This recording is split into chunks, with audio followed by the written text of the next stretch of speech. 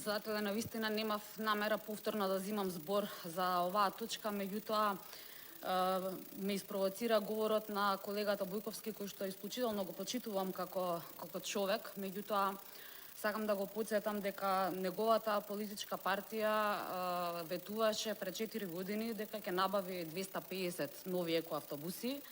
Меѓутоа, после 4 години екоавтобусите не се набавени. Значи, тоа ветување не е исполнето. Исто така, неговата политичка партија, ДПМН, ветуваше дека ќе го направи Скопје модерно. Скопје е све, само не е модерно.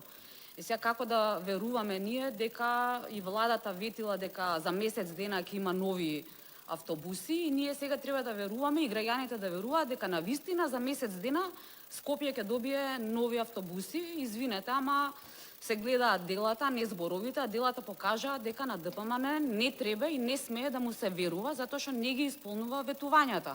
А исто така, како што каже и претходниот дискутант, 70 автобуси Скопје да добие, тоа навистина нема да смени многу, затоа што изминативе години толку се амортизирани автобусиве што сега во моментов се обраќаат, така да и тие 70 автобуси нови, дај Боже да дојдат, кога ќе дојдат, меѓутоа нема да сменат кој знае колку многу во градскиот сообраќај.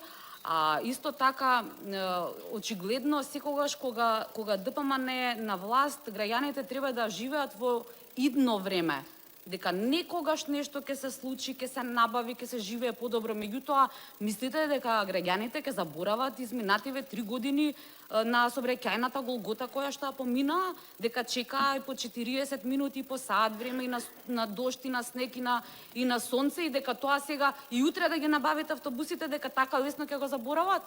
Нема да го забораваме ни ние советниците, нема да го заборават ни граѓаните. Благодарам.